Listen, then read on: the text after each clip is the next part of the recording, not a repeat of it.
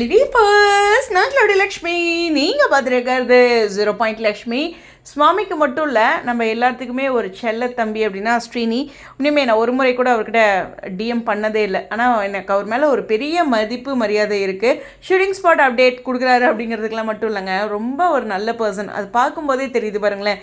சரி, இப்போ ஸ்ரீனியோட இந்த அப்டேட் பார்த்துட்டு சில விஷயங்கள் பேசலாம். ஸ்ரீனி வந்து இந்த ஹால் லொக்கேஷனில் ஆப்போசிட்டில் ஏதோ ஒரு மிரர் இருக்குது. அந்த மிரரில் செல்ஃபி எடுத்திருக்காரு. அது ஏதோ அந்த செல்ஃபியில் பேக்ரவுண்டில் எல்லாருமே ஹாலில் உட்காந்து பேசிகிட்டு இருக்க மாதிரி இருக்குது. ஆனால் யார் இருக்காங்கன்னு எவ்வளோ ஜூம் பண்ணாலும் தெரில. டெக்னிக்கல் டீம் தான் ஒரு 2-3 பேர் நின்றுட்டுருக்கிறது தெரியுது.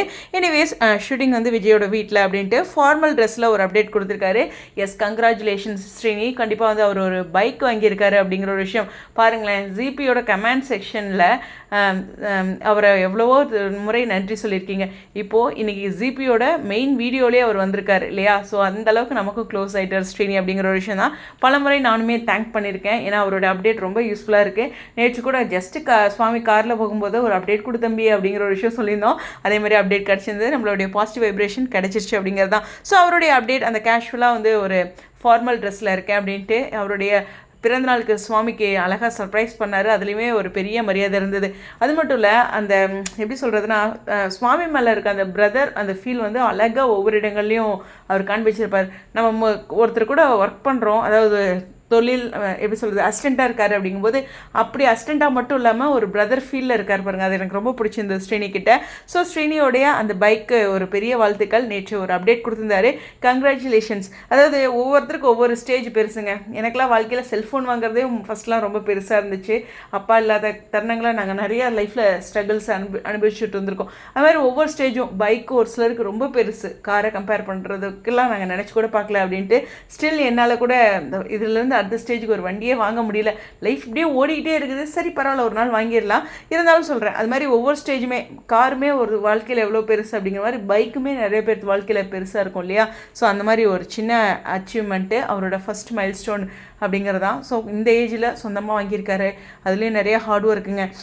செலிப்ரிட்டிஸ் எப்படி ஒரு நாள் ஃபுல்லாக இருக்காங்களோ, ஸ்ரீனி மாதிரி அசிஸ்டண்ட்டுக்கு இன்னும் கடினமான விஷயம்.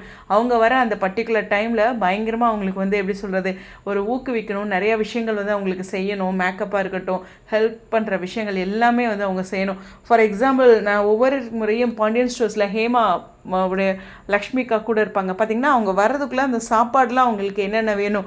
ஃபார் எக்ஸாம்பிள், அவங்களுக்கு ப்ரொடக்ஷனில் கொடுக்குற இதில் ஏதோ ஒரு விஷயம் பிடிச்சிருக்குன்னா அதை எடுத்து வந்து வச்சுருவாங்க.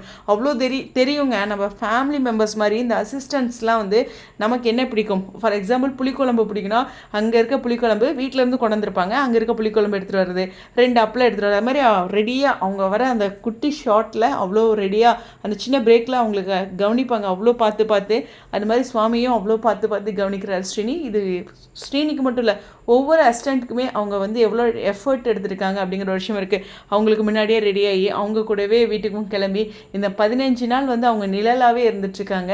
So thank you Srini. இது மாதிரி இருக்க எல்லா அசிஸ்டண்ட்டுக்குமே வந்து இந்த இடத்துல நினைவுபடுத்தி நன்றி சொல்கிறேன். அது மட்டும் இல்லை, ஸ்ரீனியோடைய இந்த ஒவ்வொரு அப்டேட்டுமே நமக்குமே ரொம்ப யூஸ்ஃபுல்லாக இருக்குது இல்லையா? ஸோ அதுலேருந்து நம்ம கதையை பற்றி நிறைய விஷயங்கள் டிஸ்கஸ் பண்ணுறோம்.